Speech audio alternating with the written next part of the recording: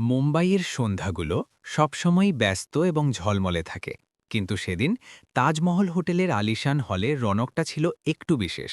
Kapoor textiles দেশের নামকরা fashion company একটা আন্তর্জাতিক ব্র্যান্ডের সঙ্গে পার্টনারশিপ করেছিল। উৎসবের মেজাজ ছিল, ক্যামেরা ঝলকাচ্ছিল, ভিজিটিং কার্ড উড়ছিল এবং মহালঘো কাপড়ে সেজে ওঠা লোকেরা ভবিষ্যতের স্বপ্নের কথা বলছিল। আর সেই ভিড়ের মাঝে একজন মহিলা ছিলেন অনন্যা কপুর। ৩৩ বছর বয়সে তিনি যে মুকাম অর্জন করেছিলেন তা অনেকের কাছে শুধুই একটা স্বপ্ন ছিল। উঁচু হিলের স্যান্ডেল, রেশমি শাড়ি এবং হাতে কাচের গ্লাসে লাল ওয়াইনের শেষ ফোঁটাগুলো। মুখে হাসি ছিল কিন্তু চোখে ক্লান্তি। বাইরে বৃষ্টির হালকা ফোঁটাগুলো পড়ছিল, কিন্তু অনন্যার মনে একটা আলাদা ঝড় চলছিল। যেইমাত্র অতিথিরা একে একে বিদায় নিলেন, তিনি একা বসে রইলেন। ঘরের ভব্যতা তার ভিতরের শূন্যতাকে আরও গভীর করে তুলছিল। তিনি ভাবছিলেন, এত কিছু অর্জন করার পরেও কেন মনে হয় যেন সবকিছু অসম্পূর্ণ। ৩ বছর আগে তিনি জীবনের সবচেয়ে বড় প্রতারণা খেয়েছিলেন, অর্জুন মেহরা, তার বাগদত্ত, যাকে তিনি ধ্বংসের থেকে তুলে উচ্চতায় পৌঁছে দিয়েছিলেন। কিন্তু সে তার ভরসাকেই ভেঙে দিয়েছিল। কোম্পানির অ্যাকাউন্ট থেকে কোটি কোটি টাকা তুলে সে গায়েব হয়ে গিয়েছিল। ভালোবাসা, ভরসা এবং আত্মসম্মান তিনটেই একসঙ্গে খুন হয়েছিল। সেদিনের পর থেকে অনন্যা ঠিক করে নিয়েছিলেন, এখন আর কারও ওপর ভরসা করবেন না, বিশেষ করে পুরুষদের ওপর না। তিনি প্রায়ই লোকেদের পরীক্ষা করতেন, বিশেষ করে যখন তাদের মনে হতো যে তাদের কোনো লাভ হতে পারে। তিনি দেখতে চাইতেন পুরুষ কি করে যখন সামনে একজন মহিলা দুর্বল দেখায়, একা থাকে এবং টাকা তার পকেট থেকে ঝলকায়। সেই রাতে যেইমাত্র তিনি হোটেল থেকে বাইরে পা রাখলেন, তার চোখে সেই পুরানো খেলা আবার ঝলক উঠল। রাস্তায় বৃষ্টির ফোঁটাগুলো চকচক করছিল। তিনি ওলা বুক করলেন। তার উদ্দেশ্য স্পষ্ট ছিল, আবার কাউকে পরীক্ষা করতে হবে। কয়েক মিনিট পরে একটা সাধারণ বাইক তার সামনে এসে থামল। চালক হেলমেট খুলল। প্রায় ৩০ বছরের যুবক, গৌরবর্ণ, চেহারা পরিশ্রমে ক্লান্ত, কিন্তু চোখে একটা অদ্ভুত শান্তি। নাম ছিল অর্জুন বার্মা। অনন্যা জেনে শুনে তার চালে মাতলামি মিশিয়ে দিলেন, যেন নেশায় আছেন। তিনি ধীরে মুচকি হেসে বললেন, যদি আমি আপনার বাইকে বমি করে দিই, তাহলে আপনি আমাকে নামিয়ে দেবেন? অর্জুন রিয়ারভিউ মিরারে তার দিকে তাকালো। হালকা হাসি এলো এবং বলল, গাড়ি তো ধোয়া যাবে, কিন্তু মানুষের বিবেক যদি নোংরা হয়ে যায়, তাহলে তাকে পরিষ্কার করা কঠিন হয়ে যায় ম্যাডাম। অনন্যা একটু চমকে উঠলেন। তিনি এমন কথা শুনতে অভ্যস্ত ছিলেন না। বেশিরভাগ লোক হয় ভয় পেত, নয়তো চাটুকারি করত। কিন্তু এই লোকটা তো আলাদা ছিল। বাইক চলতে থাকল। মুম্বাইয়ের ভিজে রাস্তায় বাইকের সুষম চালনা কোনো অভিজ্ঞ হাতের প্রমাণ ছিল। অর্জুন একবারও তাকে অস্বস্তিকর অনুভব করাল না। যখন হাওয়া জোরে বইল, তখন সে শুধু এতটুকু বলল, যদি আপনার ঠান্ডা লাগে তাহলে স্কার্ফ ঠিক করে নিন। কোনো অতিরিক্ত কথা না, চোখের টানাটানি না, মিথ্যে আকর্ষণ না। অনন্যা মাথা পিছনে ঠেকিয়ে চোখ বন্ধ করে নিলেন। আধা ঘুম আধা চিন্তা। মাঝে মাঝে তার মনে হতো যেন তিনি সত্যিই ক্লান্ত হয়ে পড়েছেন, শুধু শারীরিকভাবে নয়, বরং মানসিক এবং ভাবনাত্মকভাবেও। যখন বাইক তার বাড়ির কাছে পৌঁছালো, তখন তিনি পার্স বের করার ছোটোয় দেরি করলেন। তারপর জেনে শুনেই নিজের পার্স সিটে ফেলে নেমে গেলেন। তিনি খুঁটি থেকে ঠেস দিয়ে দাঁড়ালেন এবং কোনার চোখে দেখতে লাগলেন। অর্জুন পার্স দেখল, তুলে নিল। এক ঝলকে বুঝে গেল যে পার্সে অনেক টাকা আছে, কিন্তু সে কিছু না বলে বাইক ঘুরিয়ে তার কাছে এসে বলল, ম্যাডাম, আপনার পার্স পড়ে গিয়েছিল। অনন্যা পার্স নিলেন, কিছুক্ষণ চুপ রইলেন, তারপর বললেন, এত টাকায় আপনি ১ বছর আরামে থাকতে পারতেন। কেন ফিরিয়ে এলেন? অর্জুন সোজা তার চোখে তাকিয়ে বলল, আমি পরিশ্রম করি যাতে নিজের জন্য এবং আমার বোনের জন্য সম্মানের রুটি উপার্জন করতে পারি। কারো জিনিস নিয়ে বাঁচা আমার পছন্দ নয়। এত বলে সে হেলমেট পরল, বাইক স্টার্ট করল এবং চলে গেল। ধন্যবাদ না শুনে পিছনে না তাকিয়ে অনন্যা সেখানেই দাঁড়িয়ে রইলেন, যেন কেউ তার ভিতরে কিছু ঝাঁকুনি দিয়ে গেল। তিনি জানতেন এটা শুধু একটা ছোট্ট সাক্ষাৎ, কিন্তু সেই রাতে প্রথমবার তার মনে হলো যে হয়তো তার চিন্তা ভুলও হতে পারে। হয়তো প্রত্যেক মানুষ সুযোগের লাভ তুলে নেয় না, এবং হয়তো কোথাও কেউ আছে যে কোনো স্বার্থ ছাড়াই সঠিক কাজ করে। সেই রাতে প্রথমবার তিনি নিজের জানালা থেকে বৃষ্টি দেখলেন, কোনো ফিল্টার ছাড়াই, এবং একটা ছোট্ট আওয়াজ তার ভিতরে উঠল, কি আমি ভুল ছিলাম? সারা রাত অনন্যার ঘুম হল না। বিছানায় পাশ ফিরতে ফিরতে তার বারবার সেই একটা চেহারা মনে পড়তে লাগল, অর্জুন বর্মার চেহারা। সেই শান্তি, সেই দৃঢ়তা এবং সেই সোজা স্পষ্ট কথা। মানুষের বিবেক যদি নোংরা হয়ে যায়, তাহলে তাকে পরিষ্কার করা কঠিন হয়ে যায়। এটা শুধু একটা উত্তর ছিল না, এটা একটা আয়না ছিল, যা অনন্যার সামনে রাখা হয়েছিল। এবং সেই আয়নায় তিনি নিজেকে দেখলেন, এমন একজন মহিলা যিনি প্রত্যেককে সন্দেহের চোখে দেখেন, যিনি প্রত্যেক সাহায্যের পিছনে স্বার্থ খোঁজেন এবং যিনি নিজেকে সব সময় সঠিক মনে করেছেন। সকাল হতেই তিনি নিজের পেন্ট হাউসের বারান্দায় দাঁড়িয়ে গেলেন। নিচে মুম্বাইয়ের রাস্তায় সেই একই দৌড়ঝাঁপ, সেই শোরগোল, সেই অরাজকতা ছিল, কিন্তু আজ সবকিছু একটু আলাদা লাগছিল। হয়তো এজন্য যে তার ভিতরে কিছু বদলাতে শুরু করেছিল। তিনি নিজের মোবাইলে গতরাতের ওলা রাইডের রেকর্ড দেখলেন, ড্রাইভারের নাম, সময়, রেটিংস ইত্যাদি। অর্জুন বর্মা ১৭৬০ রাইড এবং প্রত্যেকটাতে ৫ স্টার রেটিং। গ্রাহক মন্তব্যে বারবার একই কথা দোহরানো হচ্ছিল, ইমানদার, বোঝাপড়া, খুব ভদ্র, কখনো দেরি করে না, প্রয়োজনের চেয়ে বেশি সাহায্য করে। অনন্যা স্ক্রিনটা কিছুক্ষণ দেখলেন এবং তারপর ধীরে মোবাইল নিচে রেখে দিলেন। তার মনে একটা প্রশ্ন বারবার উঠছিল, অর্জুন কি সত্যিই এমন যেমনটা দেখায়, নাকি শুধু আরেকটা ভালো দেখতে চেহারা যা সুযোগ পেলেই বদলে যাবে? কেউ কখনো অনন্যাকে এভাবে বিভ্রান্ত করেনি। তিনি সাধারণত ২ মিনিটে লোকেদের আসল রূপ বুঝে নিতেন, কিন্তু এবার তিনি নিজেকেই বুঝতে পারছিলেন না। সারাদিন অফিসের মিটিংয়েও তার মন বারবার ভেসে যাচ্ছিল। পাওয়ার পয়েন্ট প্রেজেন্টেশন চলছিল, রিপোর্ট আসছিল, সিদ্ধান্ত নেওয়া হচ্ছিল, কিন্তু মন ছিল অন্য কোথাও। মিটিং রুমের জানালা থেকে বাইরে তাকিয়ে তার প্রত্যেক সবুজ জ্যাকেটে একটা অর্জুন নজরে পড়ত, এবং প্রত্যেক বাইকের শব্দে তার সেই গতরাতের বৃষ্টি শোনা যেত। সন্ধ্যায় যখন তিনি বাড়ি ফিরলেন, তখন ড্রাইভারকে গাড়ি থামাতে বললেন এবং নিজেই বাইরে নেমে গেলেন। বৃষ্টি আবার শুরু হয়ে গিয়েছিল, কিন্তু এবার তিনি ভিজতে ভয় পাচ্ছিলেন না। তিনি জানতেন তাকে কিছু করতে হবে, কারো সঙ্গে আবার দেখা করতে হবে। তিনি নিজের মোবাইল থেকে অর্জুনকে কল করলেন। ফোন তুলতেই সেই শান্ত নিয়ন্ত্রিত আওয়াজ, হায়, আমি অনন্যা কপুর বলছি। আপনি গতরাতে আমাকে ছেড়েছিলেন হোটেল তাজ থেকে। হ্যাঁ ম্যাডাম, সব ঠিক আছে তো? অর্জুন সেই সহজতাই জিজ্ঞাসা করল। হ্যাঁ, সব ঠিক আছে। আমি চাই যে আপনি আবার একবার আমাকে ড্রপ করুন। আমি পুনে যাচ্ছি, একটা মিটিং আছে, এবং আমি চাই যে আপনি আমাকে ড্রাইভ করুন। কিছুক্ষণ চুপচাপ, তারপর উত্তর এলো, ঠিক আছে ম্যাডাম, আপনি লোকেশন পাঠিয়ে দিন। অনন্যা নিজেই অবাক হয়ে গেলেন যে তিনি এমন কেন বললেন। তাকে ওলাতে আরও অনেক প্রিমিয়াম ড্রাইভার পাওয়া যেত, কিন্তু তিনি জানতেন তিনি অর্জুনের সঙ্গে আবার দেখা করতে চান। পরের দিন সকালে অর্জুন নির্দিষ্ট সময়ে পৌঁছে গেল। বাইক সেই একই, সেই জ্যাকেট, সেই হাসি, কিন্তু এবার অনন্যা আলাদা ছিলেন। তিনি কোনো ডিজাইনার ড্রেস পরেননি, শুধু একটা সাধারণ স্যুট এবং দোপাট্টা। তিনি দেখতে চাইতেন যে যদি তিনি একটা সাধারণ মহিলা হয়ে যান, তাহলে অর্জুনের ব্যবহার কি বদলাবে। রাস্তাগুলো খালি ছিল, আবহাওয়া সুন্দর ছিল। বাইকে বসতেই তিনি জিজ্ঞাসা করলেন, অর্জুন, তোমাকে কখনো ভয় লাগে না যে দুনিয়া খুব বেইমান হয়ে গেছে? ভয় তো লাগে, অর্জুন উত্তর দিল, কিন্তু তারপর ভাবি যে যদি আমিও বদলে যাই, তাহলে আমার এবং বাকিদের মধ্যে তফাৎ কি থাকবে। কিছুক্ষণ দুজনেই চুপ রইলেন। তারপর অনন্যা জিজ্ঞাসা করলেন, তোমার পরিবার? একটা ছোট বোন আছে মীরা, হৃদরোগ আছে, চিকিৎসা চলছে, বাকি মা বাবা এখন নেই। এবং তুমি? আমি শুধু এটাই চাই যে মীরা সুস্থ হয়ে যাক, তারপর হয়তো আমিও নিজের জন্য কিছু ভাবব। অনন্যার প্রথমবার অনুভব হল যে অর্জুনের দুনিয়া কতটা সীমিত কিন্তু সত্যি। তার প্রত্যেক কথায় একটা গভীরতা ছিল, একটা সরলতা যা হয়তো তিনি কখনো দেখেননি। পুনে পৌঁছাতে পৌঁছাতে বৃষ্টি আবার জোরে হয়ে গিয়েছিল। একটা নির্জন মোড়ে হঠাৎ অনন্যা মিথ্যে বললেন, আমার অফিসের চাবি হয়তো মুম্বাইতেই রয়ে গেছে, এবং এই সময়ে এখানে কোনো পরিচিতও নেই। অর্জুন প্রশ্ন না করে বলল, যদি আপনার খারাপ না লাগে তাহলে আপনি আমার ঘরে বিশ্রাম নিতে পারেন, খুব বড় নয় কিন্তু পরিষ্কার। অনন্যা হ্যাঁ করে দিলেন। যখন তিনি তার ঘরে পৌঁছালেন, তখন যা দেখলেন তাতে তার চোখ ভরে এলো। একটা ছোট্ট জায়গা, একটা বিছানা, একটা পুরানো আলমারি, এবং এক কোণে মীরার ছবি। দেওয়ালে একটা ক্যালেন্ডার ঝুলছিল, যাতে হাসপাতালের অ্যাপয়েন্টমেন্টগুলো গোল করে লেখা ছিল। ঘরে এসি ছিল মা, কোনো বড় ফার্নিচার ছিল না। দের ওয়াজ এ হিপ, একটা এমন স্বস্তি যা কোনো মহার্ঘ পেন্ট হাউসে পাওয়া যায় না। অর্জুন একটা চা বানিয়ে তার সামনে রেখে দিল। বৃষ্টিতে গলা খারাপ হতে পারে, খেয়ে নিন। অনন্যা চুপচাপ কাপ তুলে নিলেন। তার অনুভব হচ্ছিল যে প্রথমবার কেউ তার খেয়াল রেখেছে, কোনো স্বার্থ ছাড়াই। সেই রাতে অনন্যা সিদ্ধান্ত নিলেন যে তিনি অর্জুনের পরীক্ষা আর করবেন না। তিনি শুধু দেখবেন, হয়তো প্রথমবার কাউকে পরীক্ষা না করে বোঝার চেষ্টা করবেন। কিন্তু কোথাও না কোথাও তার ভিতরে এখনও একটা প্রশ্ন জীবিত ছিল, সত্যিই কি কেউ এতটা ভালো হতে পারে? সেই রাতে অর্জুনের ঘরে ঘুম হল না। অনন্যা একপাশে বিছানায় শুয়েছিলেন এবং অর্জুন বাইরে বারান্দায় চাদর জড়িয়ে শোয়ার চেষ্টা করছিল। বৃষ্টির শব্দ লাগাতার জানালার কাছে পড়ছিল, যেন প্রত্যেক ফোঁটা অনন্যার ভিতরে উঠতে থাকা চিন্তাগুলোকে শব্দ দিচ্ছিল। ঘরে হালকা আলো ছিল এবং তার চোখ মীরার ছবিতে আটকে ছিল।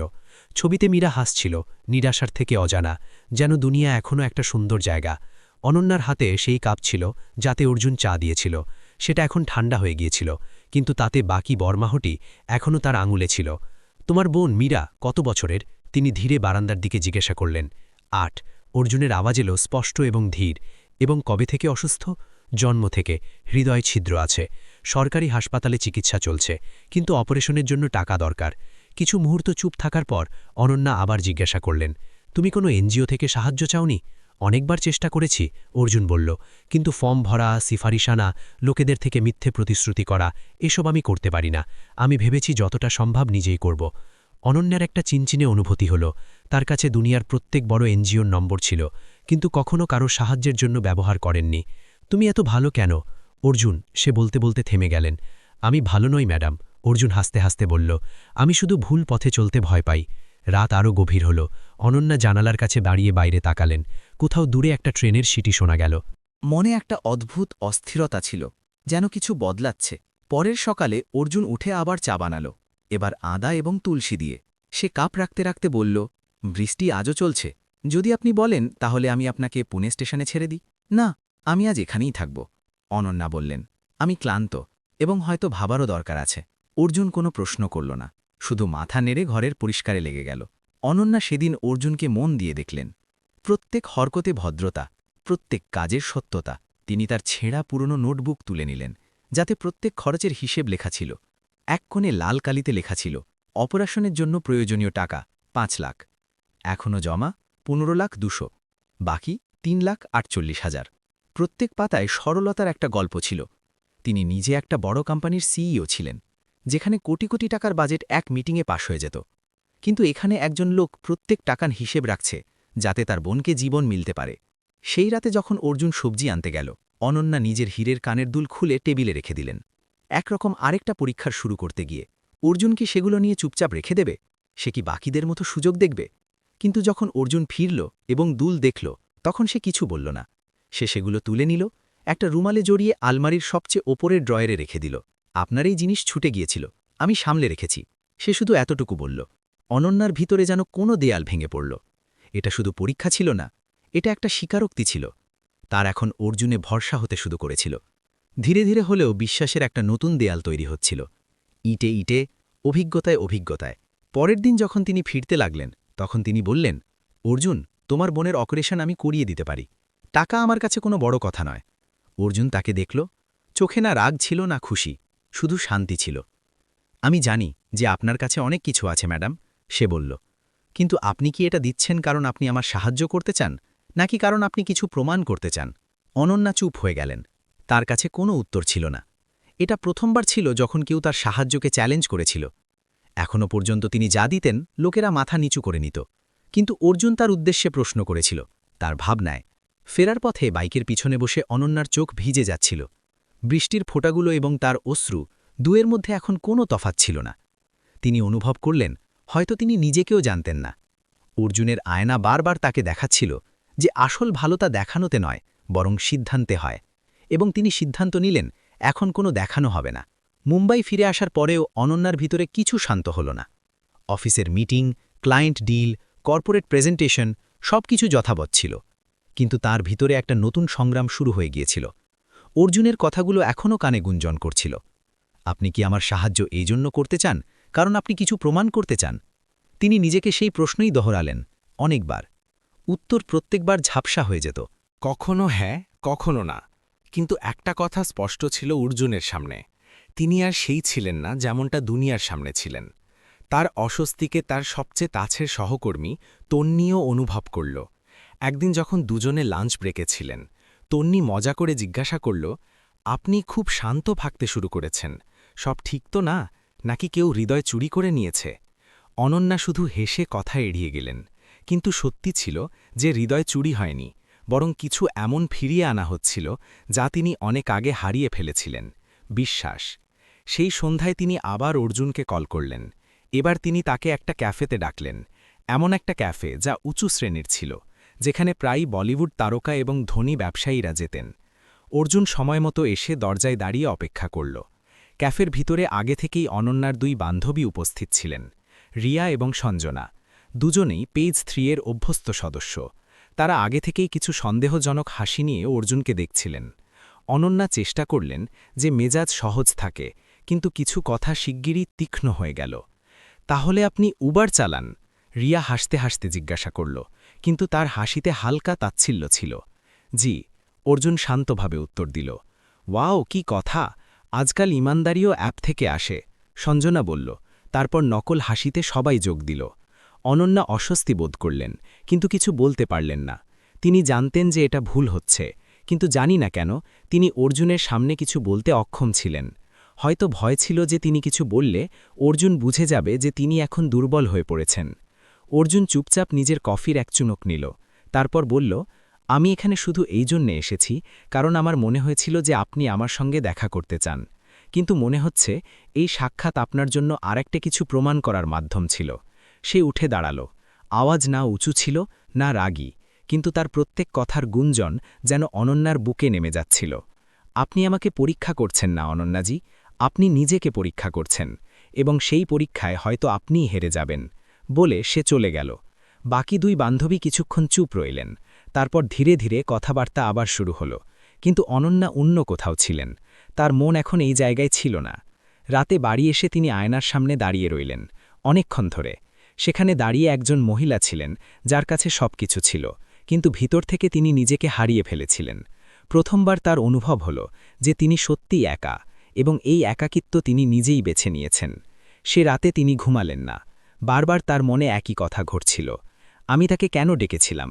আমি কি সত্যিই জানতে চেয়েছিলাম যে সে কতটা ভালো, নাকি আমি প্রমাণ করতে চেয়েছিলাম যে প্রত্যেকে শেষমেশ পড়েই যায়? পরের দিন তন্নি দৌড়ে তার কেবিনে এলো। মুখে উদ্বেগ ছিল। ম্যাম, অর্জুন বর্মা, তার বোন মীরাকে এইমাত্র সরকারি হাসপাতালে ভর্তি করা হয়েছে। খুব গুরুতর অবস্থা, হৃদয়ের অবস্থা আরও খারাপ হয়ে গেছে। টাকার দরকার, এখনই। অনন্যা এক মুহূর্ত না হারিয়ে উঠে দাঁড়ালেন। তিনি তন্নিকে গাড়ি বের করতে বললেন, এবং নিজে ফাইলগুলো একপাশে রেখে দিলেন। ব্যান্ড্রার সরকারি হাসপাতালে পৌঁছতে তার ৪৫ মিনিট লাগল। সেখানে ভিড় ছিল, শোরগোল ছিল, এবং দুঃখের এমন আলম যা কোনো আলিশান বোর্ডরুমে কখনো দেখা যায় না। অর্জুন সেখানে এক কোণে বসেছিল, কপালে ঘাম, চোখে চিন্তা। হাতে একটা মেডিকেল বিল ছিল, ৩ লাখের বেশি টাকা। অনন্যা তার কাছে গিয়ে একটা খাম বাড়িয়ে দিলেন। এটা নাও, তোমার বোনের জন্য, এটা মানা করো না। অর্জুন তার দিকে গভীরভাবে তাকাল, চুপচাপ। তারপর বলল, আমার টাকা দরকার নেই অনন্যাজি, আমার শুধু সম্মান দরকার। আপনি আমাকে একটা খেলার অংশ বানিয়েছিলেন, এবং আমি এখন সেই খেলায় অংশ নিতে চাই না। কিন্তু এটা সাহায্য। অনন্যা ধীরে বললেন, যদি এটা সাহায্য হতো তাহলে আপনি চুপচাপ ব্যাংক ট্রান্সফার করতেন। এটা সাহায্য নয়, আরেকটা দৃশ্য, যাতে আপনি আবার প্রমাণ করতে চান যে আপনার কাছে শক্তি আছে এবং আমার কাছে কিছু নেই। অনন্যার মুখ ফ্যাকাশে হয়ে গেল। তার আঙ্গুল কাঁপতে লাগল। আমাকে ক্ষমা করো, তিনি বললেন। হয়তো আমি সত্যিই জানি না যে কারো সাহায্য কিভাবে করতে হয়। অর্জুন ধীরে মাথা নিচু করল। তারপর শুধু এতটুকু বলল, যদি আপনি সত্যিই কিছু করতে চান তাহলে মীরার জন্য করুন, আমার জন্য নয়। সে ঘুরে মীরার ওয়ার্ডের দিকে চলে গেল। অনন্যা সেখানেই দাঁড়িয়ে রইলেন। তার হাতে খাম এখনও ছিল, কিন্তু হৃদয়ে একটা ভার ছিল যা কোনো টাকায় নামতে পারে না। তিনি প্রথমবার বুঝলেন দান এবং সাহায্যের মধ্যে তফাত আছে, এবং যদি সাহায্যেও স্বাভিমান না বাঁচে তাহলে সেটা আরেকটা অপমান হয়ে যায়। তিনি ধীরে ধীরে হাসপাতালের বাইরে বেরিয়ে এলেন। এবার তার পায়ে তাড়া ছিল না, বরং একটা চিন্তা ছিল, গভীর, ইমানদার এবং প্রয়োজনীয়। বৃষ্টির সেই রাত পার হয়ে গিয়েছিল, কিন্তু অনন্যার ভিতরের ঝড় এখনও শান্ত হয়নি। অর্জুনের বাড়ির সরলতা, তার বোন মীরার নিষ্পাপ হাসি, এবং সবচেয়ে বেশি অর্জুনের শান্ত ভদ্রতা, সব কোনো অদেখা প্রশ্নের মতো তার ভিতরে গুঞ্জন করছিল। সেই প্রশ্ন ছিল, কি প্রত্যেক মানুষকে শুধু তার অবস্থান থেকেই দেখা উচিত? পরের সকালে অনন্যা অফিসে পৌঁছালেন। তখন সবকিছু আগের মতোই ছিল। সেক্রেটারি মিটিংয়ের এজেন্ডা নিয়ে এলো, অ্যাসিস্ট্যান্ট কফি রাখল, এবং বোর্ডের সদস্যরা কোনো নতুন বিনিয়োগের আলোচনা করছিলেন। কিন্তু অনন্যা যেন সেখানে থেকেও সেখানে ছিলেন না। অনেক সময় আমরা বাইরে থেকে সেই থাকি যা দুনিয়া চায়, কিন্তু ভিতরে একটা অন্য দুনিয়া পল্লবিত হয়, যা প্রশ্ন করে, যা খোঁজে এবং যা বদলাতে চায়। সেদিন যখন তিনি লাঞ্চ ব্রেকে একা বসেছিলেন, তার মোবাইলে একটা মেসেজ এলো, মীরা এখন আগের চেয়ে ভালো, ধন্যবাদ অর্জুন। অনন্যা স্ক্রিনটা কিছুক্ষণ দেখলেন। শুধু 2টো বাক্য ছিল, কিন্তু সেই শব্দগুলোতে একটা গভীরতা ছিল যা তিনি উপেক্ষা করতে পারলেন না। সেই সন্ধ্যায় তিনি আবার অর্জুনকে কল করলেন। কাল সন্ধ্যায় ফুরসত আছে তোমার? তিনি জিজ্ঞাসা করলেন। হ্যাঁ, কেন? শুধু এমনি একটু কথা বলতে চাই। তোমার অফিস নয়, অন্য কোথাও, যেখানে শোরগোল কম এবং জীবন বেশি। অর্জুন হেসে বলল, ঠিক আছে, আমি সময় মতো আসব। সন্ধ্যায় দুজনে একটা শান্ত পার্কে দেখা করলেন। চারপাশে গাছের সবুজ ছিল, শিশুদের হাসির আওয়াজ ছিল এবং মাঝে মাঝে পাতার সরসর শব্দ। অনন্যা প্রথমে চুপচাপ ভাঙলেন। তুমি এত শান্ত কিভাবে থাকতে পারো? হয়তো কারণ শোরগোলে কখনো কিছু সমাধান হয় না, অর্জুন উত্তর দিল। এবং যদি হৃদয়ে শোরগোল থাকে, সে জিজ্ঞাসা করল, তাহলে তাকে শুনতে দাও। প্রায়ই আমরা তা থেকে পালাই। অনন্যা প্রথমবার অনুভব করলেন যে তিনি তার থেকে কিছু লুকোতে পারছেন না। তারপর তিনি ধীর স্বরে বললেন, আমি সারা জীবন লোকেদের নিয়ত পরীক্ষা করার চেষ্টা করেছি, কারণ কেউ আমার নিয়তের উপর সন্দেহ করেছিল। মাঝে মাঝে মনে হয় যে আমি যা হয়ে গেছি সেটা আমি নই, শুধু একটা মুখোশ। অর্জুন তার দিকে তাকালো। তার চোখে করুণা ছিল, সহানুভূতি নয়। তুমি যা আছো সেটা তুমি নিজে বেছে নিয়েছ, এবং যদি সেটা এখন তোমার বোঝা লাগতে শুরু করে তাহলে খুলে ফেলো। অনন্যা যেন প্রথমবার কারো থেকে অনুমতি না চেয়ে নিজের ভিতরে ঝাঁকতে সাহস পেলেন। তিনি জিজ্ঞাসা করলেন, তুমি কি আমাকে বিচার করো? না, কারণ আমি নিজে কখনো কারোর বিচারে পাশ করতে পারিনি। অর্জুন হেসে বলল। তার এই সহজ উত্তরে অনন্যার একটা অদ্ভুত স্বস্তি মিলল। এরপর তারা আরও কিছু কথা বললেন শৈশবের, স্বপ্নের এবং সেই অসম্পূর্ণ স্বপ্নগুলোর যেগুলোকে সময়ের ধুলো ঢেকে দিয়েছিল। রাত গভীর হতে লাগল। যখন অর্জুন তাকে বাড়ি ছাড়তে বাইকের দিকে এগোলো, তখন অনন্যা বললেন, আমি কি একদিন আবার মীরার সঙ্গে দেখা করতে পারি? সে তো প্রত্যেক দিন তোমার কথা জিজ্ঞাসা করে। অর্জুন হেসে বলে, সেই দিদি কবে আসবেন যিনি আমার জন্য ফল এবং বই এনেছিলেন? অনন্যার চোখে একটা আর্দ্রতা ভেসে উঠল। আমি আসব, কিন্তু এবার খালি হাতে নয়। আমি কিছু দিতে চাই, যা শুধু জিনিস নয়, আরও কিছু। অর্জুন মাথা নেড়ে দিল। আপনি যা ভাবছেন সেটাই অনেক। কিছুদিন পর অনন্যা আবার অর্জুনের বাড়িতে পৌঁছালেন, এবার দুটো ব্যাগ নিয়ে। একটাতে বই ছিল, রঙিন খেলনা, এবং অন্যটাতে কিছু নতুন কাপড়। মীরা দরজা খুলতেই লাফিয়ে বলল, দিদি। অনন্যা তাকে জড়িয়ে ধরলেন। তার অনুভব হল যেন তিনি কিছু ফিরিয়ে দেননি, বরং নিজে কি পেয়েছেন। সেই সন্ধ্যায় তিনজনে একসঙ্গে খানা খেলেন। অর্জুন রুটি বানালো, অনন্যা সবজিতে নুন দিলেন, এবং মীরা সব কিছু চেখে দেখল। খাওয়ার পর যখন মীরা ঘুমোতে গেল, অনন্যা অর্জুনকে জিজ্ঞাসা করলেন, তোমার সবচেয়ে বড় চিন্তা কি? যে যদি আমি একদিন না থাকি তাহলে মীরার কি হবে? অর্জুন ইমানদারিভাবে বলল, এবং যদি আমি বলি যে আমি তার জন্য একটা পথ বানতে চাই? অর্জুন কিছুক্ষণ চুপ রইল, তারপর বলল, পথ বানানো সহজ নয়, অনেক মোড় আছে, অনেক বাধা। আমি প্রস্তুত। অনন্যা বললেন, কিন্তু কোনো শর্ত ছাড়াই। অর্জুন তার দিকে তাকালো। প্রথমবার তার চোখে একটা ভরসা দেখা গেল, যা কোনো চুক্তিতে নয় বরং বিশ্বাসে টিকেছিল। সেই রাতে যখন অনন্যা ফিরলেন, তখন তিনি চুপ ছিলেন, কিন্তু ভিতরে কোথাও অনেক কিছু বদলে গিয়েছিল। তিনি নিজের ডায়েরিতে লিখলেন, আজ আমি একটা প্রতিশ্রুতি করেছি, না কারোর সঙ্গে, না নিজের সঙ্গে, শুধু জীবনের সঙ্গে, যে এখন আমি তার উপর বিশ্বাস করব, যেমন একটা শিশু মায়ের আঙুল ধরে করে। সেই মুহূর্তে বাইরে হালকা বৃষ্টি শুরু হয়ে গিয়েছিল, যেন আকাশও তার প্রতিশ্রুতি স্বীকার করে নিয়েছে। এখনও পথ লম্বা ছিল, কিন্তু এখন অনন্যা একা ছিলেন না। অর্জুন, মীরা এবং সেই সব শিশু যাদের চোখে এখন আশা পল্লবিত হতে শুরু করেছিল, তার সঙ্গে ছিল। এবং এটাই ছিল শুরু সেই অনন্যার, যিনি ভেঙেও জোড়া লাগাতে জানতেন। হাসপাতাল থেকে ফেরার পর অনন্যা নিজেকে নিজের ঘরে বন্ধ করে নিলেন। ফোন সাইলেন্ট মোডে ছিল, ল্যাপটপ বন্ধ, এবং দৈনন্দিন জীবন থমকে গিয়েছিল। তিনি সেই অনন্যা কাপুরের ছায়ায় বদলে গিয়েছিলেন, যাকে কখনো নিজেই হারিয়ে ফেলেছিলেন। অর্জুনের কথা, তার চোখ এবং মীরার নিষ্পাপ ছবি তার মনে ঘুরছিল। সেই রাতে তিনি একটা সিদ্ধান্ত নিলেন, নাম ছাড়া, কোনো দেখানো ছাড়াই তিনি মীরার সাহায্য করবেন। এটা ছিল তার অর্জুনের কাছে ক্ষমা চাওয়ার উপায়, তাকে নিচু না দেখিয়ে, তার গরিমাকে না ছুঁয়ে। পরের সকালে তিনি সোজা একটা প্রধান শিশুহৃদয় প্রতিষ্ঠানের অফিসে গেলেন, যারা অভাবী শিশুদের জন্য গোপনে ফান্ডিং করে। তিনি মীরার মেডিকেল রিপোর্ট এবং অর্জুনের কাগজপত্র চুপচাপ জমা দিলেন, এবং নিজের পরিচয় গোপন রাখার বিশেষ অনুরোধ নিয়ে একটা চেক দিলেন। এই সাহায্যের উৎস কখনো জানা না যাক। তিনি বললেন, এটা শুধু এক বোনের জন্য এবং তার ভাইয়ের সম্মানের জন্য। প্রতিষ্ঠানের কর্মকর্তা তার কথা বুঝলেন। তারা প্রতিশ্রুতি দিলেন যে এই সাহায্য অজ্ঞাত দাতার নামে দেওয়া হবে। অনন্যা নিশ্চিন্তের নিঃশ্বাস নিলেন, কিন্তু ভিতরে কিছু এখনও নড়ছিল, কিছু এমন যা শুধু স্বস্তিতে ভরবে না।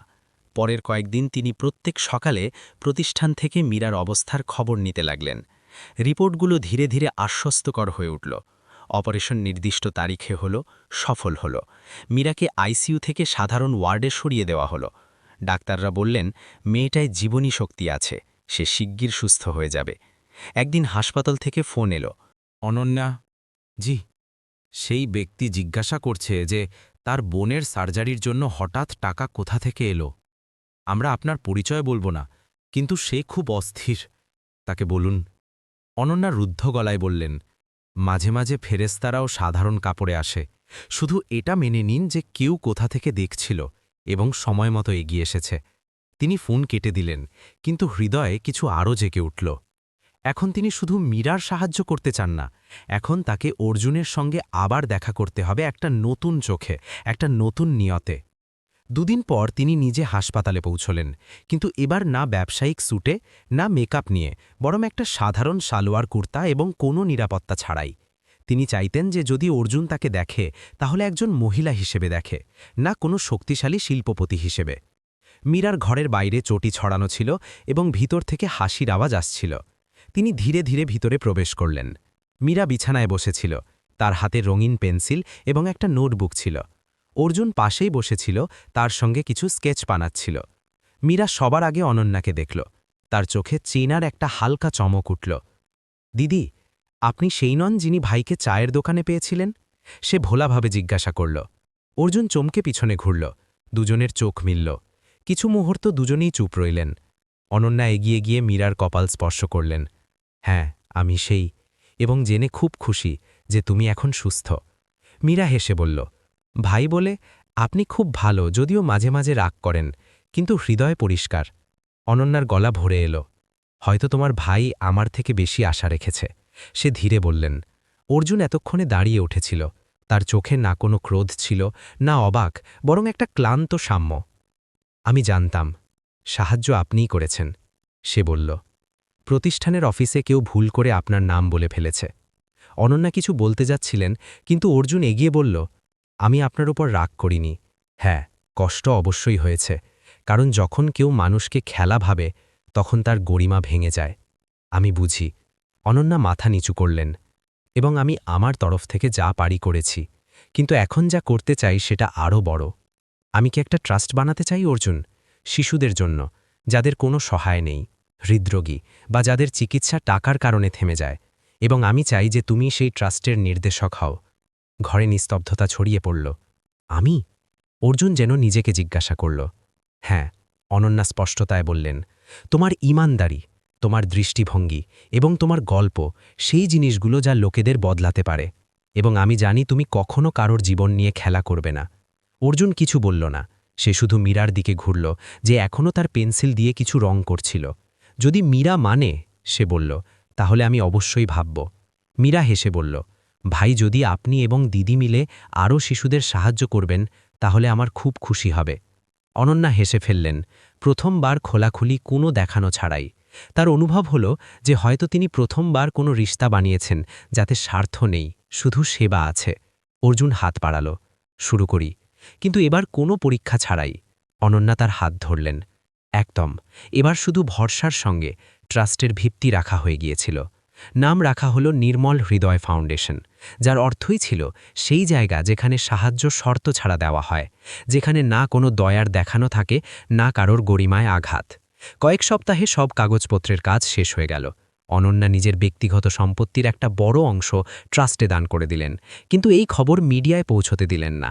অর্জুনের প্রথম শর্তই ছিল এটা, এই মঞ্চ শিশুদের জন্য, কারোর নাম বা খ্যাতির জন্য নয়। অর্জুনকে একটা পুরানো অফিস মিলল, যা তারা নিজেরা পরিষ্কার করল, দেয়াল রং করল এবং প্রত্যেক ছোট জিনিস ঠিক করল। মীরা এখন ধীরে ধীরে সুস্থ হচ্ছিল এবং স্কুল আবার শুরু করার জন্য উত্তেজিত ছিল। শুরুতে অর্জুনের সন্দেহ ছিল যে সে ট্রাস্টের মতো বড় কাজ কিভাবে সামলাবে, কিন্তু অনন্যা প্রত্যেক মোড়ে তার পাশে ছিলেন, গাইডেন্স, বিশ্বাস এবং স্বাধীনতা। ধীরে ধীরে অর্জুন নিজেকে সেই ভূমিকায় ঢেলে নিল। সে এখন শুধু একটা ড্রাইভার ছিল না, সে এখন একটা নেতা ছিল, এমন একজন ব্যক্তি যে মাটির সঙ্গে যুক্ত ছিল এবং যার নিয়ত প্রত্যেক সিদ্ধান্তে ঝলকাত। অনেকবার যখন অর্জুন এবং অনন্যা একসঙ্গে কোনো কেসে কাজ করতেন, কোনো অসুস্থ শিশুর বাড়ি যেতেন বা পরিবারকে হাসপাতালে নিয়ে যেতেন, তখন তাদের মধ্যে একটা নতুন ধরনের বোঝাপড়া গড়ে উঠত। না, সেই আগের মতো আনুষ্ঠানিকতা ছিল না, এখন কোনো অস্বস্তি। কিন্তু দুজনেই সেই অনুভূতিকে নাম দেওয়া থেকে বিরত থাকতেন। হয়তো কারণ ভয় ছিল যে রিশতা ভরসা থেকে তৈরি, সেটাকে ভাবনার নাম দিয়ে আবার দুর্বল না করে দেওয়া হয়। এক সন্ধ্যায় ট্রাস্টে অর্জুন কিছু কাগজ দেখছিল, যখন অনন্যা তার সামনে এক কাপ চা নিয়ে এসে দাঁড়ালেন। আজ প্রথমবার তোমাকে চুপ দেখলাম, তিনি বললেন। আমি ভাবছিলাম, অর্জুন হাসতে হাসতে উত্তর দিল, যে কিভাবে একটা ছোট্ট ঘটনা মানুষের পুরো জীবন বদলে দেয়। কোন ঘটনা? অনন্যা জিজ্ঞাসা করলেন। সেই রাত যখন তুমি আমার পার্স ফিরিয়ে দিয়েছিলে, অর্জুন তার চোখে ঝাঁকতে ঝাঁকতে বলল। অনন্যা হেসে ফেললেন। তুমি আমার পার্স ফিরিয়ে দেওয়ার কথা বলছো? আর আমি সেই দিনটা ভাবি যখন আমি তোমাকে একটা খেলা ভেবেছিলাম। দুজনেই হাসলেন, কিন্তু তাদের হাসিতে একটা গভীরতা ছিল, যেন দুজনেই স্বীকার করে নিয়েছেন যে জীবন এখন আগের মতো নেই। কিন্তু ভাগ্যের চালগুলো কখনো সহজ নয়। দুদিন পর অনন্যা সকাল সকাল কাজে বেরোচ্ছিলেন। বৃষ্টি হচ্ছিল, রাস্তাগুলো পিচ্ছিল ছিল।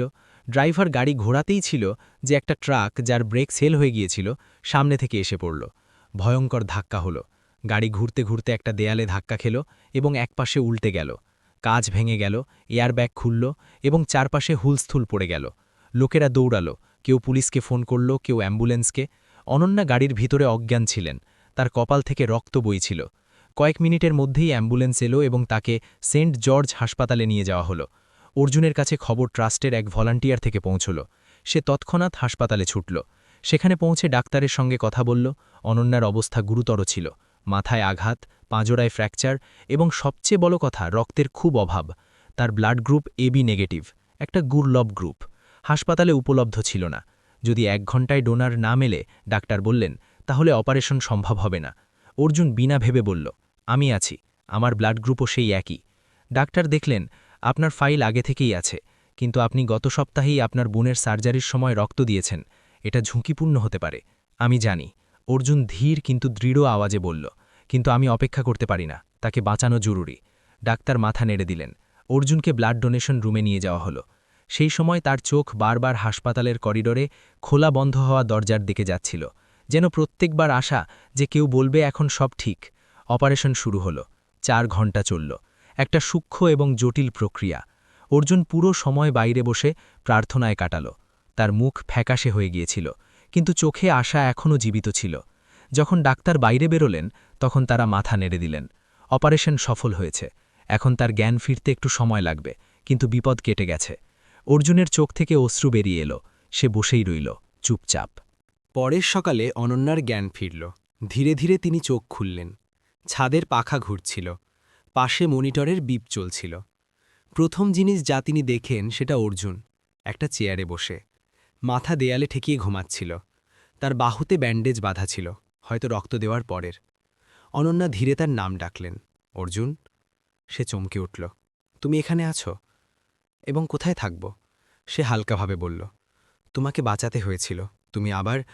হ্যাঁ, সে কথা শেষ করল, এবার নিজের ইচ্ছায়, কোনো বাধ্যবাধকতা ছাড়াই। অনন্যার চোখ ভরে এলো। আমি তোমাকে অনেক কষ্ট দিয়েছি, তিনি বললেন। তুমি আমাকে বদলানোর সুযোগ দিয়েছ, অর্জুন বলল, এবং হয়তো নিজেও বদলে গেছ। ঘরে আবার চুপচাপ ছিল, কিন্তু এবার সেই চুপচাপ বোঝা ছিল না, সেটা ভরসার ছিল। এখন যখন জীবন আরেকটা সুযোগ দিয়েছে, অর্জুন বলল, তাহলে চলো সেটাকে ব্যর্থ না করি। অনন্যা তার দিকে হাত বাড়ালেন, সে ধরে নিল। এবার কোনো পরীক্ষা ছাড়াই, কোনো শর্ত ছাড়াই। অনন্যা হাসপাতাল থেকে বাড়ি ফিরলেন। তখন শহরের গতি আগের মতোই ছিল, কিন্তু তার ভিতরের দুনিয়া পুরোপুরি বদলে গিয়েছিল। এখন তার জীবন কোনো কথোপকথন, পরিকল্পনা বা কর্পোরেট লক্ষ্যে চালিত হচ্ছিল না। এখন তিনি প্রত্যেক মুহূর্তকে একটা সুযোগের মতো দেখতেন, কারো সাহায্য করার, কারোর দুঃখে অংশীদার হওয়ার, এবং সবচেয়ে গুরুত্বপূর্ণ, নিজের ভিতরের নীরবতাগুলো শোনার। তার স্বাস্থ্যের পুনরুদ্ধার ধীর ছিল, কিন্তু মনে যে হালকা ভাব ছিল, সেটা আগে কখনো অনুভব করেননি। অর্জুন প্রায় প্রত্যেক দিন আসত, মীরার সঙ্গে বসত, ট্রাস্টের কার্যকলাপের রিপোর্ট দিত, এবং ধীরে ধীরে অনন্যার সঙ্গে একটা নতুন রিশতা গড়ে উঠতে লাগল, যাকে কোনো নাম দেওয়ার দরকার ছিল না। এখন যখন অনন্যা আবার ট্রাস্টের কাজে সক্রিয় হলেন, তখন তিনি নিজেকে আগের চেয়ে অনেক বেশি মানবিক পেলেন। যেখানে আগে তিনি সিদ্ধান্তে তীক্ষ্ণ এবং প্রভাবশালী ছিলেন, সেখানে এখন তিনি সংবেদনশীল এবং শ্রোতা হয়ে গিয়েছিলেন। ট্রাস্ট এরই মধ্যে 6টা শিশুর চিকিৎসায় সাহায্য করেছে। প্রত্যেক শিশুর গল্প তার হৃদয়ে একটা নতুন চিহ্ন ছেড়ে যেত। একবার এক মা এলো যে তার 3 বছরের ছেলের জন্য সাহায্য চাইছিল। তার মুখে চিন্তা, ক্লান্তি এবং আশা তিনটেই একসঙ্গে ছিল। অনন্যা তার দিকে তাকিয়ে বললেন, আপনার ছেলে এখন আমাদের। সেই দিন প্রথমবার অর্জুন অনন্যাকে সেই রূপে দেখল যাতে না শক্তি ছিল না অধিকার, শুধু একজন মহিলা যিনি নিজের অশ্রুকে অন্যের হাসিতে বদলাতে চান। একদিন যখন মীরা ট্রাস্টের অফিসে ড্রয়িং বানাচ্ছিল, অনন্যা পাশে বসে তাকে দেখছিলেন। মীরা একটা ছবি বানালো, একটা বড় হৃদয় যার দুপাশে দুটো হাত ছিল, একটা বড় একটা ছোট। অনন্যা জিজ্ঞাসা করলেন, এটা কার? মীরা বলল, এই হৃদয় আমাদের ট্রাস্ট, এবং এই দুটো হাত আপনার এবং ভাইয়ার, যারা এটাকে ধরে রেখেছে। অনন্যা কিছু বলতে পারলেন না। তিনি মীরাকে জড়িয়ে ধরলেন। তার মনে হলো যেন তার সব ক্লান্তি মুছে গেছে। অর্জুন এখনও আগের মতোই ছিল, সাধারণ, স্পষ্ট এবং মাটির সঙ্গে যুক্ত। কিন্তু এখন তার মধ্যে নেতৃত্বের চমক ছিল, সিদ্ধান্তে স্পষ্টতা ছিল এবং দৃষ্টিতে বিস্তার ছিল। অনন্যা দেখলেন যে সে প্রত্যেক শিশুর কেসে কিভাবে ব্যক্তিগতভাবে জড়িত হয়, কিভাবে প্রত্যেক পরিবারের সঙ্গে কথা বলে এবং কিভাবে তাদের মনের কথা শোনে। একদিন ট্রাস্টের স্টাফের এক মিটিংয়ের পর অনন্যা এবং অর্জুন অফিসের বারান্দায় দাঁড়িয়েছিলেন। সূর্যাস্ত হচ্ছিল, হালকা গোলাপি রং আকাশে ছড়িয়ে পড়েছিল। তোমার কখনো ভয় লাগে না? অনন্যা জিজ্ঞাসা করলেন। কিসের? অর্জুন জিজ্ঞাসা করল। যে এইসব কিছু একদিন শেষ হয়ে যেতে পারে, এই ট্রাস্ট, এই লোকেরা, এই স্বপ্ন। অর্জুন কিছুক্ষণ চুপ থেকে বলল, ভয় তো লাগে, কিন্তু তারপর ভাবি যে যদি আমরা শুধু ভয়ের ভয় বাঁচা ছেড়ে দিই তাহলে জীবনের অর্থ কি থাকবে? অনন্যা মাথা নেড়ে দিলেন। তোমার উত্তর সবসময় এত সোজা কেন? কারণ জীবনও তো সোজা। অনন্যাজি, জটিল আমরা নিজেরা বানিয়ে ফেলে। তিনি প্রথমবার অনুভব করলেন যে অর্জুনের সঙ্গে নীরবতাও কথা বলে। সেই সন্ধ্যায় অনন্যা আরেকটা সিদ্ধান্ত নিলেন। তিনি নিজের বোর্ড মিটিংয়ে আনুষ্ঠানিকভাবে ঘোষণা করলেন যে তিনি নিজের সিইও পদ থেকে স্থায়ীভাবে ইস্তফা দিচ্ছেন। এখন তিনি পূর্ণকালীনভাবে ট্রাস্টের কাজে লেগে থাকবেন। এই খবর যখন মিডিয়ায় ছড়ালো, তখন নানা রকম প্রতিক্রিয়া এলো। কেন ছাড়ছেন এত বড় কোম্পানি? কোনো ব্যক্তিগত কারণ আছে কি? এটা কি শুধু একটা পিআর স্টান্ট? কিন্তু অনন্যা কোনো প্রশ্নের উত্তর দিলেন না। এখন তিনি কাউকে কিছু প্রমাণ করার অবস্থায় ছিলেন না। এখন তাকে শুধু নিজের হৃদয়ের কথা শুনতে হতো। ট্রাস্টের কাজ এখন পুরো রাজ্যে ছড়িয়ে পড়েছিল। বিভিন্ন জেলা থেকে শিশুদের কেস আসছিল। অনেক ডাক্তার এবং ভলান্টিয়ার যোগ দিয়েছিলেন। নির্মল হৃদয় ফাউন্ডেশন এখন শুধু একটা প্রতিষ্ঠান ছিল না, এটা একটা আন্দোলন হয়ে গিয়েছিল। একদিন একটা ছোট গ্রাম থেকে এক বাবা তার মেয়েকে নিয়ে এলো, যার হৃদয়ের দুর্লভ রোগ ছিল। সে হাত জোর করে বলল, আমার জানা নেই আপনারা কে, কিন্তু ভগবান আপনাদের আমার পথে পাঠিয়েছেন। তার কথা শুনে অনন্যার চোখ ভরে এলো। তিনি তার হাত ধরে বললেন, আমরা ভগবান নই, আমরা শুধু মানুষ যারা একে অপরের প্রয়োজন হতে পারি। সেই রাতে যখন অনন্যা নিজের ঘরে একা ছিলেন, তিনি নিজের পুরানো ডায়েরি বের করলেন, যা বছরের পর বছর বন্ধ পড়েছিল। তিনি প্রথমবার তাতে লিখলেন, আমি দুনিয়াকে বদলানোর অনেক চেষ্টা করেছিলাম, কিন্তু আসল বদল তখন এলো যখন আমি নিজেকে বদলানোর সাহস করলাম। অর্জুন আমাকে সেই আয়না দেখিয়েছে যাতে আমি নিজের ভিতরের আসল রূপ দেখেছি। মীরা আমাকে শিখিয়েছে যে হাসি শুধু মুখে নয়, সেটা আত্মাতেও হতে পারে। এবং এই ট্রাস্ট, এটা শুধু প্রতিষ্ঠান নয়, এটা আমার পুনর্জন্ম। ডায়েরি বন্ধ করতে করতে তিনি একটা গভীর নিঃশ্বাস নিলেন। আজ তিনি স্বস্তির সবচেয়ে কাছে ছিলেন যতটা কখনো ছিলেন না। বাইরে হাওয়া বইছিল, জানালার পর্দা নড়ছিল, এবং তার মনে একটাই অনুভূতি ছিল, এখন আমি সঠিক পথে আছি। নির্মল হৃদয় ফাউন্ডেশনের প্রথম বার্ষিকী ছিল। পুরো ট্রাস্ট অফিস রঙিন ফুল এবং হাতে বানানো পোস্টারে সাজানো ছিল। শিশুরা দৌড়ঝাঁপ করে একে অপরকে রঙিন পেন্সিল দিচ্ছিল। ভলান্টিয়াররা উৎসাহে মঞ্চ তৈরি করছিলেন, এবং মীরা সবাইকে চুপচাপ নির্দেশ দিচ্ছিল যেন সে নিজেই এই আয়োজনের পরিচালিকা। আজ একটা বিশেষ দিন ছিল। প্রথমবার ট্রাস্ট নিজের কাজগুলো আনুষ্ঠানিকভাবে সার্বজনীনভাবে ভাগ করে নিচ্ছিল। প্রেস আমন্ত্রিত ছিল, স্থানীয় নেতা এবং শহরের নামকরা ডাক্তারদের ডাকা হয়েছিল। কিন্তু সবচেয়ে বিশেষ কথা ছিল যে আজ অনন্যাকে নিজের জীবনের সেই যাত্রা ভাগ করে নিতে হবে, যা এখনও পর্যন্ত তিনি শুধু নিজের হৃদয়ে সঞ্চয় করে রেখেছিলেন। স্টেজের এক কোণে অর্জুন বসেছিল। সে আজ প্রথমবার কুর্তা পরেছিল, সাধারণ সাদা, কিন্তু একদম পরিষ্কার। তার মুখে হালকা ইতস্তত ছিল, কিন্তু চোখে সেই আত্মবিশ্বাস ঝলকাচ্ছিল যা অনন্যা প্রথমবার দেখেছিলেন, যখন সে বৃষ্টিতে ভিজে একটা খুঁটিতে ঠেস দিয়ে দাঁড়িয়েছিলেন। অনুষ্ঠান শুরু হলো। শিশুরা গান গাইল, কিছু মায়েরা ধন্যবাদের কথা বললেন। মঞ্চে ট্রাস্টের অর্জনের একটা ছোট ডকুমেন্টারি ভিডিও চলল, যাতে অনন্যা এবং অর্জুনের ক্লিপ নাম ছাড়াই ছিল, শুধু তাদের কাজের দৃশ্য ছিল, শব্দ নয়। তারপর উপস্থাপক অনন্যাকে মঞ্চে আমন্ত্রণ জানালেন। তালির শব্দের মধ্যে তিনি মাইকের পর্যন্ত পৌঁছালেন।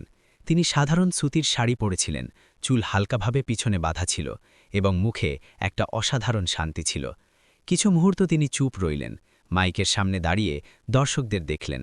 শিশুদের চোখের চমক, মা বাবার মুখে আশা এবং অর্জুনের চোখে একটা হালকা ইঙ্গিত। এখন বলো যা মন বলে। অনন্যা গভীর নিঃশ্বাস নিলেন এবং বললেন, আমি আপনাদের থেকে কোনো লম্বা গল্প বলতে চাই না, কিন্তু আজ একটা সত্যি অবশ্যই ভাগ করে নিতে চাই। যখন আমি এই ট্রাস্টের ভিত্তি রেখেছিলাম তখন আমি শুধু অন্যদের সাহায্য করতে চেয়েছিলাম, কিন্তু ধীরে ধীরে আমার উপলব্ধি হলো যে এই প্রক্রিয়ায় আসল সাহায্য আমার কাছে পৌঁছেছে। হলে নিস্তব্ধতা ছিল। আমি জীবনকে সবসময় নিয়ন্ত্রণে রাখার চেষ্টা করেছি, তিনি বললেন, কিন্তু একদিন জীবন আমাকে নিয়ন্ত্রণের বাইরে করে দিল। সেই দিন আমি নিজেকে একটা দুর্ঘটনায় পেলাম, রক্তে লাল, একা, ভয় পেয়ে, এবং সেই সময় একজন এমন ব্যক্তি আমার জীবন বাঁচাতে দাঁড়িয়েছিল যাকে আমি কখনো পুরোপুরি বুঝতে পারিনি। তিনি থামলেন, অর্জুনের দিকে তাকালেন, তার চোখ এখনও স্থির ছিল। সেই ব্যক্তি আজ আমার সঙ্গেই মঞ্চে নেই, কিন্তু তার ছাড়া এই মঞ্চ দাঁড়াত না। সে আমার গল্পের নায়ক, হয়তো কখনো না বলে, কিন্তু সে আমাকে শিখিয়েছে যে ভালোতা দেখানোতে নয়, নিয়তে হয়। মঞ্চের কোণ থেকে শিশুরা তালি বাজাতে শুরু করল। আজ আমি আপনাদের থেকে শুধু একটাই কথা বলতে চাই, অনন্যা বললেন। যদি আপনার কাছে শক্তি থাকে তাহলে সেটা দেখানোর দরকার নেই, সেটা ভাগ করে নেওয়ার দরকার। এবং যদি আপনার কাছে কিছু না থাকে তবুও আপনি কারো অশ্রু মুছতে পারেন, তাহলে আপনি দুনিয়ার সবচেয়ে ধনী মানুষ। তিনি মাইক থেকে সরে গেলেন। তালি বাজতে থাকল, কিন্তু তার হৃদয়ে শুধু নীরবতা ছিল, একটা স্বস্তি ভরা নীরবতা, যা তিনি প্রথমবার অর্জুনের সঙ্গে দেখা হওয়ার সময় অনুভব করেছিলেন। অনুষ্ঠান শেষ হল, সবাই একে একে অনন্যার সঙ্গে দেখা করতে লাগলেন। সাংবাদিকরা প্রশ্ন করলেন, ডাক্তাররা অভিনন্দন জানালেন, কিন্তু অনন্যার চোখ শুধু একটা মুখ খুঁজছিল, অর্জুনের। অর্জুন দূরে দাঁড়িয়েছিল, শিশুদের সঙ্গে কথা বলছিল। যখন অনন্যা তার কাছে পৌঁছলেন তখন দুজনে কিছুক্ষণ কিছু না বলে দাঁড়িয়ে রইলেন। তারপর অর্জুন জিজ্ঞাসা করল, তুমি আজ আমার নাম নিলে না? অনন্যা হাসলেন, কারণ যারা আসল হয় তাদের চেনার দরকার হয় না, তাদের শুধু একটা মঞ্চ দরকার যেখানে তারা নিজের সঙ্গে এবং অন্যদের সঙ্গে ইমানদার থাকতে পারে। অর্জুন মাথা নিচু করল, আজ প্রথমবার তোমাকে ভয় ছাড়া বলতে দেখলাম, কারণ প্রথমবার আমি ভয় ছাড়া বেঁচেছি, অনন্যা বললেন। মীরা সেখানে ছুটে এসে পৌঁছল। তার হাতে দুটো ছোট মোমেন্টো ছিল, একটাতে অনন্যার নাম খোদাই করা ছিল এবং অন্যটাতে অর্জুনের। সে দুটোই দিয়ে বলল, এখন আপনাদের দুজনের নাম একসঙ্গে এসেছে, এখন কেউ আলাদা করতে পারবে না। তিনজনে হাসলেন। সন্ধ্যা হতে হতে ট্রাস্টের প্রাঙ্গণ খালি হতে লাগল। শিশুরা ধীরে ধীরে নিজেদের বাড়ি ফিরতে লাগল। ভলেন্টিয়াররা স্টল গুটিয়ে নিচ্ছিলেন, কিন্তু অনন্যা এবং অর্জুন সেখানে সেইভাবে দাঁড়িয়ে রইলেন, যেন দুটো গাছ যাদের মধ্যে নীরবতাতেও কথা ছিল। অর্জুন, অনন্যা বললেন, যদি কখনো এসব শেষ হয়ে যায় তাহলে কি তুমি আবার একটা নতুন শুরু করবে? অর্জুন তার দিকে তাকিয়ে বলল, যদি একসঙ্গে থাকো তাহলে বারবার করব। অনন্যা প্রথমবার তার হাত ধরলেন, প্রয়োজন থেকে না, ভয় থেকে না, বরং বিশ্বাস থেকে, এবং সেই মুহূর্তে তাদের কিছু বলার দরকার ছিল না। একটা রিশতা যা সন্দেহ থেকে শুরু হয়েছিল এখন বিশ্বাসের মাটিতে গভীরভাবে শিকড় গেঁথে ফেলেছিল। 2 বছর কেটে গিয়েছে। নির্মল হৃদয় ফাউন্ডেশন এখন শুধু একটা প্রতিষ্ঠান নয়, বরং একটা আন্দোলন হয়ে উঠেছে। পুরো দেশের বিভিন্ন অংশ থেকে লোকেরা যোগ দিয়েছে। শিশুদের চিকিৎসা, শিক্ষা এবং পুনর্বাসনের মতো কাজ এখন পুরো নেটওয়ার্কে ছড়িয়ে আছে। যে গলিগুলো থেকে কখনো অর্জুন সাইকেলে করে বেরোত, সেখানে এখন ট্রাস্টের স্বয়ংসেবকরা ঘরে ঘরে গিয়ে অভাবীদের তালিকা বানায়। অনন্যা এখন আগের মতো ছিলেন না, তার মুখ এখনও শান্ত এবং আত্মবিশ্বাসী ছিল, কিন্তু তার মধ্যে কঠোরতার জায়গায় করুণা এসে গিয়েছিল।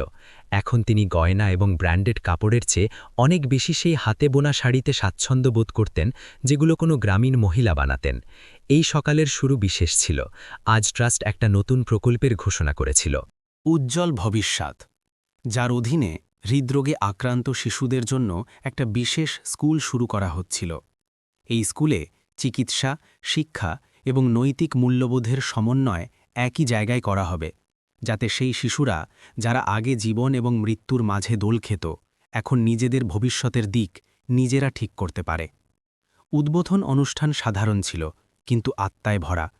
মঞ্চে অনন্যা এবং অর্জুন দুজনেই বসেছিলেন, সঙ্গে মীরা, যে এখন 12 বছরের হয়ে গিয়েছে এবং স্কুলে ভর্তি হয়ে গিয়েছে। তার চোখে চমক এবং আত্মবিশ্বাস ছিল, যেন জীবন তাকে তার সংগ্রামের সঠিক উত্তর দিয়ে দিয়েছে। অনুষ্ঠানের শেষে যখন সাংবাদিকরা অনন্যাকে জিজ্ঞাসা করলেন, আপনি একজন সফল শিল্পপতি ছিলেন, এখন একজন সমাজসেবী, জীবনে আপনাকে সবচেয়ে বেশি তৃপ্তি কী দেয়? তাহলে তিনি হেসে উত্তর দিলেন, যখন আমি কোনো মায়ের চোখে আশা দেখি বা কোনো শিশুর হাসিতে জীবনের রং দেখি, তাহলে মনে হয় যে আমি কিছু সঠিক করেছি। এবং এই তৃপ্তি টাকা বা পদ থেকে আসে না, এটার হৃদয় থেকে আসে। সেই সন্ধ্যায় ট্রাস্টের নতুন স্কুলে প্রথম ক্লাস শুরু হল। অর্জুন নিজে শিশুদের প্রথম দিনের গল্প বলার সিদ্ধান্ত নিল। সে সব শিশুদের গোল করে বসিয়ে বলল, আজ আমি তোমাদের একটা মেয়ে এবং একটা ছেলের গল্প বলবো। সেই মেয়েটা খুব ধনী ছিল, কিন্তু খুব একা, এবং সেই ছেলেটা খুব গরিব ছিল, কিন্তু তার কাছে একটা খুব বড় হৃদয় ছিল। শিশুরা কৌতূহলে জিজ্ঞাসা করল, তারা কি বন্ধু হয়েছিল? অর্জুন হাসল, শুরুতে না, কারণ মেয়েটার বিশ্বাস ছিল না এবং ছেলেটা খুব চুপচাপ ছিল। কিন্তু ধীরে ধীরে এমন কিছু হল যে দুজনে একে অপরকে দেখতে শুরু করল, সন্দেহ ছাড়া, ভয় ছাড়া। তারপর কি হল? একটা ছোট্ট মেয়ে জিজ্ঞাসা করল। তারপর অর্জুন বলল, মেয়েটা সেই ছেলের বোনের সাহায্য করল, কিন্তু লুকিয়ে, এবং ছেলেটা মেয়েটার জীবন বাঁচাল, কোনো হিসাব না রেখে। ক্লাসে নীরবতা ছিল, এবং তারা কি সবসময় একসঙ্গে থাকল? মীরা জিজ্ঞাসা করল। অর্জুন তার দিকে তাকিয়ে ধীরে বলল, হ্যাঁ, কারণ এখন তাদের রিশতা শুধু বন্ধুত্ব নয়, সেটা একটা সাধারণ উদ্দেশ্য হয়ে গিয়েছিল, দুনিয়াকে একটু ভালো করা। সব শিশুরা তালি বাজাতে লাগল, কিন্তু মীরা চুপ ছিল। সে জানত এই গল্প কারো অন্যের নয়, তার নিজেরই। পরে সেই রাতে, যখন স্কুলের বাতি নিভে গিয়েছিল এবং প্রত্যেক শিশু নিজের হোস্টেলের বিছানায় ঘুমোচ্ছিল, অর্জুন এবং অনন্যা স্কুলের আঙিনায় একটা বেঞ্চে বসেছিলেন। চাঁদের আলো পুরোপুরি ছড়িয়ে পড়েছিল। হাওয়ায় মাটি এবং চারপাশের ফুলের সুবাস ছিল। তুমি কখনো ভাবো, অনন্যা জিজ্ঞাসা করলেন, যে যদি সেই রাতে আমি তোমাকে না ডাকতাম তাহলে কি হতো? অর্জুন চুপচাপ বলল, হয়তো তুমি আমাকে অন্য কোথাও পেতে, কারণ আমি বিশ্বাস করি যারা একে অপরের জীবনে বদল আনে তারা কোনো না কোনো মোড়ে অবশ্যই দেখা করে। আমি জীবনে অনেক দেরিতে শিখেছি। অনন্যা বললেন, যে ভালোতা দেখা যায় না, অনুভব হয়, এবং আমি তোমার ভালোতা প্রত্যেক সেই মুহূর্তে অনুভব করেছি যখন তুমি কিছু না বলে অনেক কিছু করেছ। অর্জুন তার হাত ধরল। তোমার ছাড়া এসব সম্ভব ছিল না, সে বলল। অনন্যা চারদিকে তাকালেন। না অর্জুন, তোমার ছাড়া এসব অর্থহীন ছিল। কিছু মুহূর্ত দুজনেই চুপ রইলেন, কিন্তু সেই চুপচাপে একটা গভীরতা ছিল যা কোনো শব্দের চেয়ে বেশি ছিল। তারপর হঠাৎ মীরা দৌড়ে এসে পড়ল। ভাইয়া, দিদি, শিগগির এসো, দেখো আকাশে তারা ঝরছে। তারা দুজনে উঠে তার সঙ্গে গিয়ে খোলা মাঠে দাঁড়িয়ে গেলেন। উপরে আকাশে একটা চকচকে রেখা ভেঙে ধীরে ধীরে অদৃশ্য হয়ে গেল। আমরা কি মনের কথা বলতে পারি? মীরা জিজ্ঞাসা করল। অর্জুন বলল, যদি তুমি হৃদয়ে থেকে বলো তাহলে অবশ্যই। মীরা চোখ বন্ধ করে কিছু বলল। অনন্যা তার দিকে তাকিয়ে জিজ্ঞাসা করলেন, তুমি কি বললে? মীরা হেসে বলল, যে আমাদের ট্রাস্ট কখনো বন্ধ না হোক এবং আপনারা দুজনে সব সময় একসঙ্গে থাকুন। অর্জুন এবং অনন্যা একে অপরের দিকে তাকালেন। মাঝে মাঝে শিশুদের প্রার্থনা সবচেয়ে সত্যি হয়। তারা দুজনে সেই ঝরে পড়া তারাকে যেতে যেতে দেখতে থাকলেন। তাদের পিছনে স্কুলের ভবন ছিল, যার দরজায় লেখা ছিল, নির্মল হৃদয়, যেখানে প্রত্যেক ধড়কনকে বাঁচার অধিকার আছে।